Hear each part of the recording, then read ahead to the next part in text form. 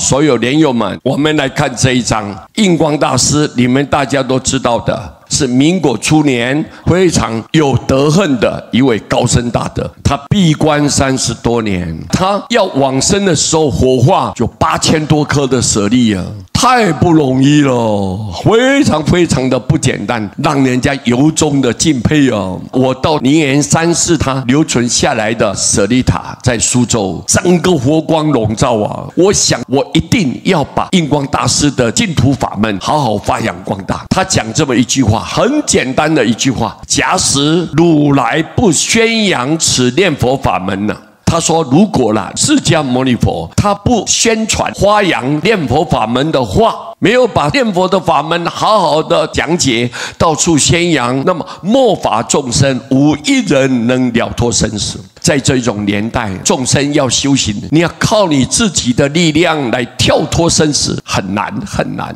你没有这个条件嘛。”因为我们的习气太重了，我们的业障太深了，对世间贪求执着的意念，那种欲望太强烈了，所以你要完全处理干干净净的，你才有资格跳脱啊，才能去成就啊。没有办法，我们做不来啊。但幸好，你看印光大师说，因为有这个念佛法门的出现，我们仰仗佛陀慈悲的救度，你好坏，你是个善的人、恶的人，你的程度的高和低，你的内心里面干净的污染，佛陀不嫌弃你，你就依照你现在的身份这样过来就好了。你正念直来，我来复如啊，你就正念，以你现在这个条件过来，我就救度你。佛发这个愿，不需要附带任何要求，什么条件都没有，就只有你念佛，我就救度你。那讲我们能做得到啊，我们能学得来啊，我们符合他的要求啊，各位对不对啊？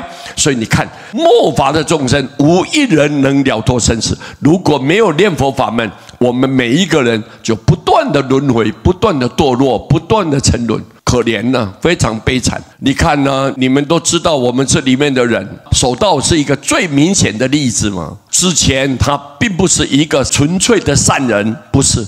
但是你看这3年的期间，他认真的用功念佛，结果最后他成就了，而且是大成就，是大的成就，能够一知十智，正念分明，往生没有病痛。你看这么一个让人家赞叹的结局。我们感动，真的感动。佛讲的话，原来他不欺骗众生的，没有打妄语的，我们能够完全的投入，绝对相信的，绝对接受的。所以这一章印光大师讲的这么一句话，让我们提醒了当头棒喝。你还要再想其他的方法吗？你要想什么？各位，你没有办法成就你的道业，很难相应。所以佛就直截了当的，很清楚明白，不拐弯抹角，直接当头棒喝，告诉你要念佛，好好的念佛，你靠佛的慈悲愿力，靠佛的名号救度，你才能往生西方，才能成就，不要再继续六道轮回。我们很感谢印光大师用最圆满的智慧来提醒我们末法的众生，大家彼此互相来鼓励，感谢大家，阿弥陀佛。